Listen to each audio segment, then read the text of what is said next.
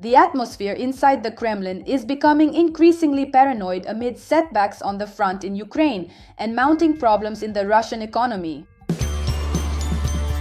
Journalists note that the available data indicate a significant depletion of the Russian war machine after several years of offensive operations and heavy losses. According to the American Institute for the Study of War in April, for the first time since the Ukrainian operation in the Kursk region in August 2024, the Russian army lost more territory than it occupied. And overall, in the past 6 months, Russian forces have captured significantly less territory than during the same period a year earlier. The Telegraph writes that if the current pace of the offensive continues, it will take Russia decades to fully capture the Donbas, which the Kremlin calls a key condition for any peace agreement. At the same time, as analysts explain, this situation is unlikely to change fundamentally in the foreseeable future, since the dominance of drones in the air prevents Russia from taking advantage of its numerical superiority and achieving a strategic breakthrough anywhere on the front.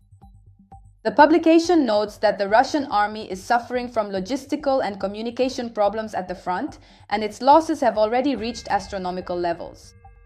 According to estimates by independent Russian journalists, Russia has lost more than 350,000 soldiers killed alone. At the same time, the rate of recruitment of new contract soldiers no longer compensates for these losses.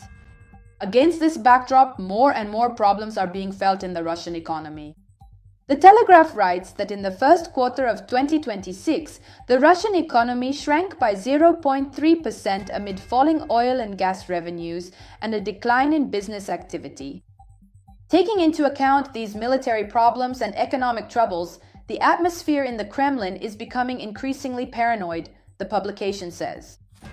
Journalists refer to a recently published intelligence report from one of the European countries, which claims that Putin spends a significant amount of time in bunkers, avoids using devices with internet access, and is almost entirely focused on daily military briefings.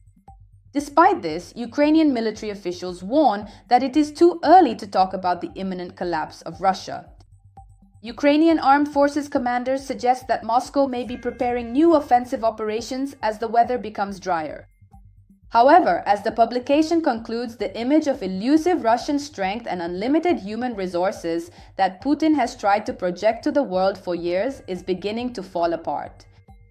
Against this backdrop, as reported by the Financial Times citing sources, both Russia and Ukraine are increasingly losing faith in the possibility of resuming peace talks mediated by the United States, even after the crisis in the Middle East is resolved.